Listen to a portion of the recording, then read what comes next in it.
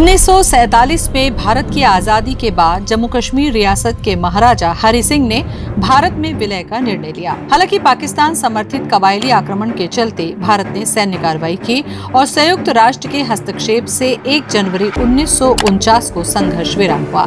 इस संघर्ष विराम के बाद जम्मू कश्मीर का एक हिस्सा पाकिस्तान के नियंत्रण में चला गया, जिसे आज पाक अधिकृत कश्मीर यानी पीओके कहा जाता है। प्रधानमंत्री नरेंद्र मोदी ने 12 मई 2025 को राष्ट्र के नाम संबोधन में कहा कि पाकिस्तान के साथ कोई भी बातचीत केवल आतंकवाद और पीओके की वापसी के मुद्दों पर ही होगी। उन्होंने ऑपरेशन सिंदूर की सफलता की चर्चा करते हुए कहा कि ये भारत की सैन्य शक्ति और स्वदेशी हथियारों की क्षमता का प्रतीक है। प्रधानमंत्री ने ये भी कहा कि शांति का मार्ग शक्ति से होकर ही गुजरता है, जो ये संकेत देता है कि भारत अपनी आत्मरक्षा और सुरक्षा के लिए पूर्ण रूप से सक्षम है। जम्मू कश्मीर विधानसभा में पीओके के लिए 24 सीटें आरक्षित रखी गई हैं, जो ये दर्शाता है कि भारत पीओके को अपने अभिन्न अंग के रूप में मानता है।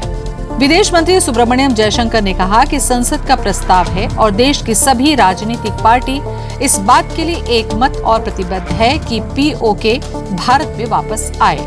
रक्षा मंत्री राजनाथ सिंह ने कहा कि भारत को पीओके पर बलपूर्वक कब्जा करने की आवश्यकता नहीं पड़ेगी, क्योंकि वहां के लोग खुद भारत में शामिल होना चाहते हैं। पीओके की वापसी के लिए भारत पीओके में मानवाधिकार उल्लंघन को उजागर करके संयुक्त राष्ट्र और अन्य अंतर्राष्ट्रीय मंचों पर पाकिस्तान पर दबाव बना सकता है। पाकिस्तान को लेकर भारत का रुख स्पष्ट है कि आतंकवाद और व्यापार एक साथ नहीं चल सकते। फिर भी द्विपक्षीय वार्ता के माध्यम से समाधान की एक संभावना बनती है।